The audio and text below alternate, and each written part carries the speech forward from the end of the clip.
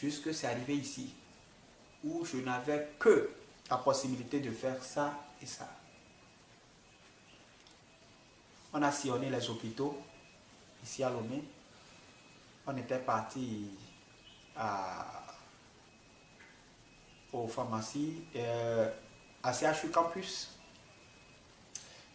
Il n'y avait pas de professeurs. Les professeurs étaient en congé. On était reparti à l'hôpital des Chinois qui est à Kégué. Toujours pas de solution. Ça, là-bas, c'est chaque semaine ou chaque mercredi, un truc de comme ça que le professeur venait.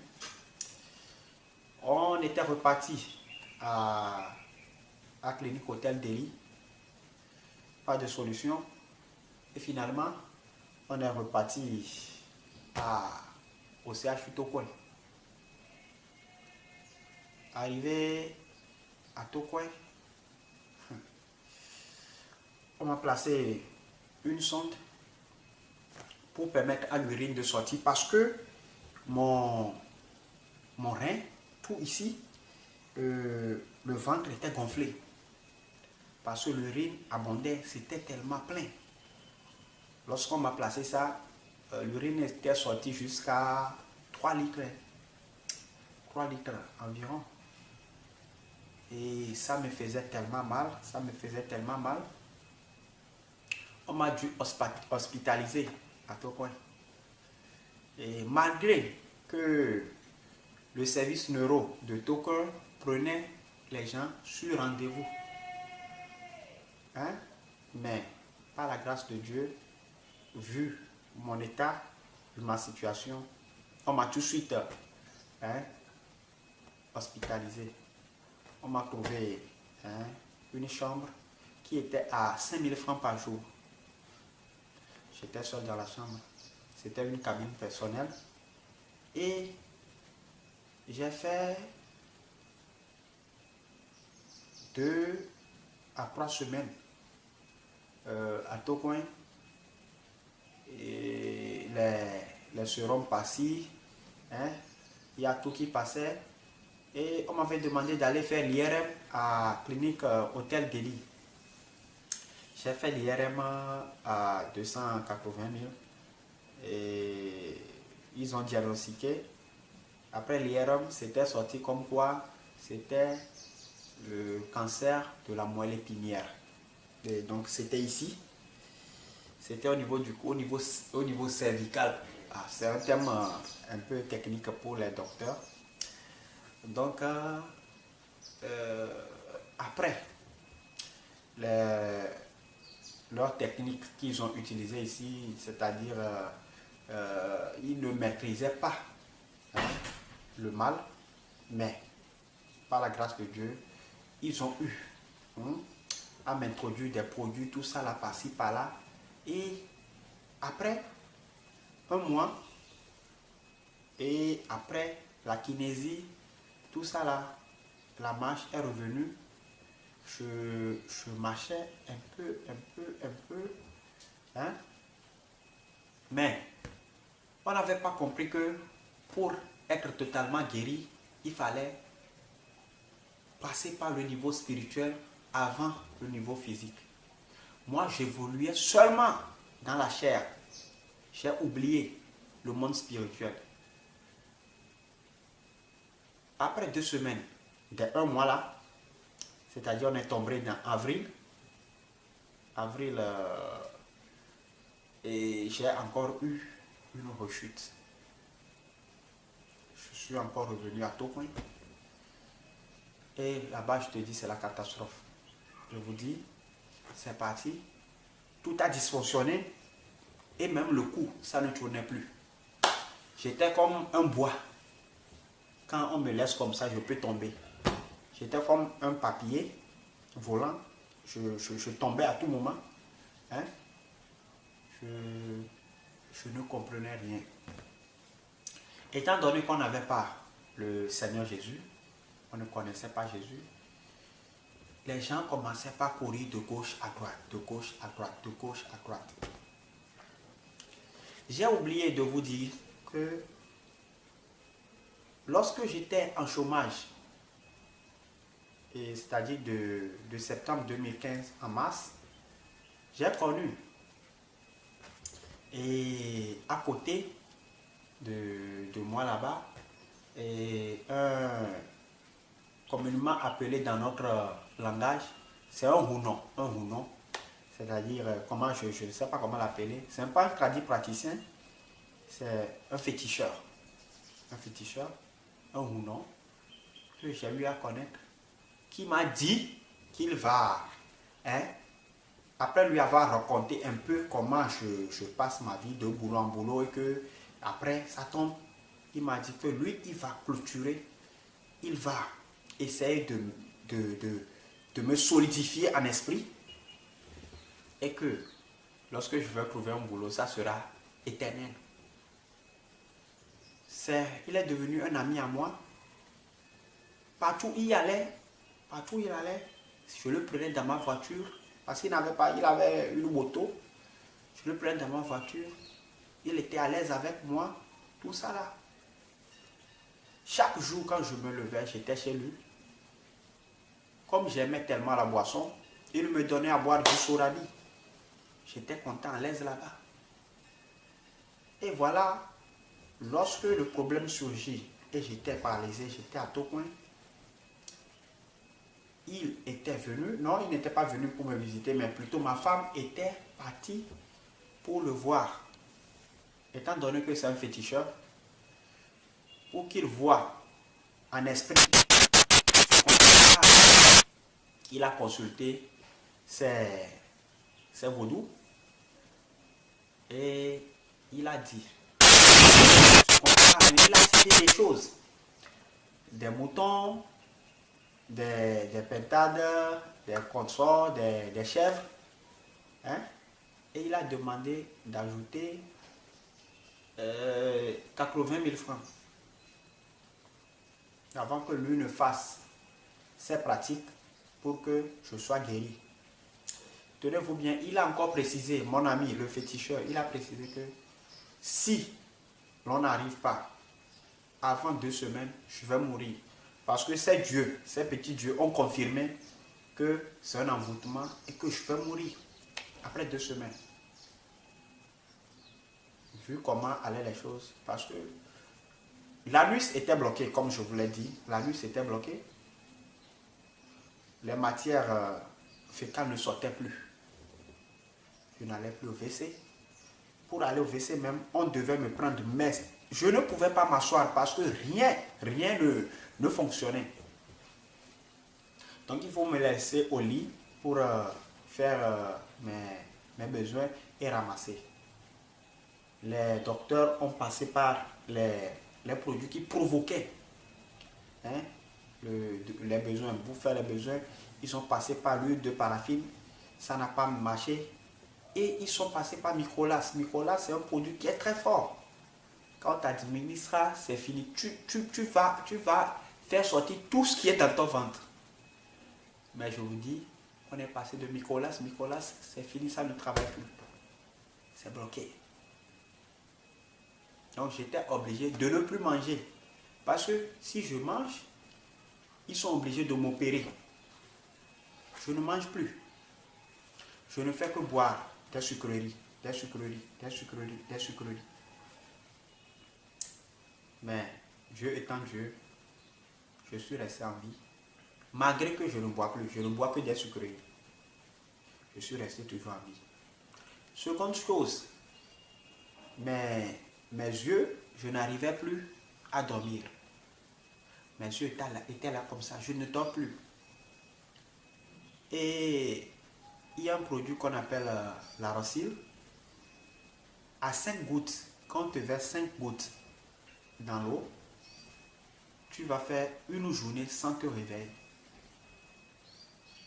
J'ai pris 5 gouttes, ça ne travaillait plus, 10 gouttes, ça ne fonctionnait plus. Ma femme allait jusqu'à 25 gouttes qu'on me donnait, mais je ne dormais pas. Le sommeil était parti. J'ai souffert. Et la maladie m'a déformé. Mon corps était devenu comme ça. J'étais comme ça. Quand je m'asseyais, j'étais tellement appliqué d'un côté parce que c'est après qu'on m'a expliqué que quand un côté, le côté que touche la maladie, le côté qui a touché la maladie, quand le côté là est affecté, c'est-à-dire c'est affaibli, voilà l'autre côté, ça tire le côté qui est faible. Donc c'est pourquoi je suis tellement, je vous dis, je ne comprenais rien. Mais ici, ça me faisait mal, la douleur, ça me faisait mal, la douleur, ça me faisait mal. Jusqu'à ce que, ici à Tocoin, on était obligé de m'administrer les drogues. Lorsque j'étais parti à l'étranger, on m'a dit que tout ce que je prends là-bas, c'est de la drogue.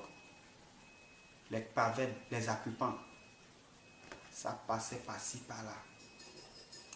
Parce qu'il faut qu'on me donne ça pour ne pas crier. Je leur donne raison. Ah, c'est pour adoucir la douleur qu'ils font ça. Mais, oubliant qu'ils créent d'autres problèmes à la personne. Tous ces produits ont affecté mes yeux. Je ne voyais plus. Mais, côté de la maladie aussi affectait les yeux. Je ne voyais plus. Ce qui veut dire que lorsque quelqu'un se tenait à côté de moi-même, je ne pouvais même pas le voir. Celui qui me donnait à manger, je ne pouvais pas le voir. C'était dur pour moi. Mais, toujours, le charlatan, le féticheur là qui m'a donné 2 semaines que je vais mourir. En fin de compte, ma femme a cherché 30 000 francs. Parce qu'il y avait la maison, il y avait la boutique, il y avait la voiture. Mais de liquidité, on n'en a pas.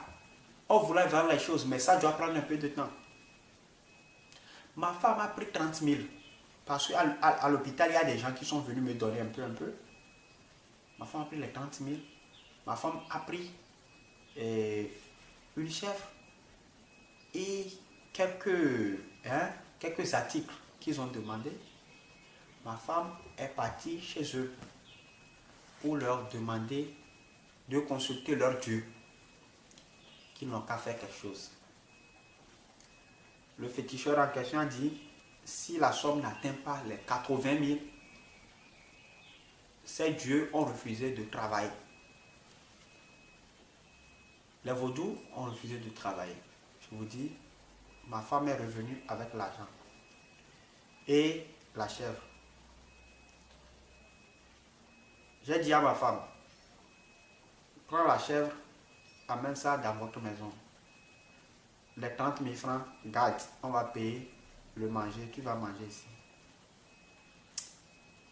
Je n'avais pas la foi, mais quelque chose m'a dit que donne l'argent là à ta femme. Elle n'a qu'à payer du manger avec. Et le lendemain, ma femme est partie pour laisser la chèvre dans leur maison familiale. J'ai eu une vision lorsque je dormais. L'Éternel, le Dieu Tout-Puissant, le Dieu des dieux, celui devant qui les 24 vieillards se prosternent et jettent leur couronne et disent Saint, Saint, Saint l'Éternel. Le Dieu là m'est apparu. C'était comme des nuages qui s'assemblaient et les nuages ont formé la tête d'une personne qui s'est tournée vers moi. Lorsque je criais encore, je souffrais. Je criais, Dieu sauve-moi, Dieu sauve-moi. Il m'a dit, je t'ai dit, il m'a dit, laisse-moi. Je t'ai dit que tu ne vas pas mourir. Aussitôt, j'ai ouvert les yeux. Et lorsque ma femme est rentrée, je lui ai dit, voilà, l'Éternel m'a apparu. Il m'a dit que je ne vais pas mourir. Donc, à partir d'aujourd'hui, n'allez plus consulter les charlatans. N'allez plus consulter les féticheurs. Laissez-moi, parce que Dieu m'a dit que je ne vais pas mourir. Malgré que je n'avais pas Jésus-Christ, mais j'ai eu une foi parce que l'Éternel m'est apparu. J'ai commencé par demander à ce qu'on vende ma maison, à ce qu'on vende la boutique, les choses que je peux vendre. Je les ai vendues. La maison, je cherche des gens. Quand quelqu'un vient ici, aujourd'hui, il donne 8 millions. Demain, il dit que lui n'a plus de 8 millions, c'est 6 millions. Après, parce qu'il m'a vu en état critique, et il sait que lorsqu'il joue, lorsqu'il peut faire le dilatoire, je serai obligé de lui céder la maison.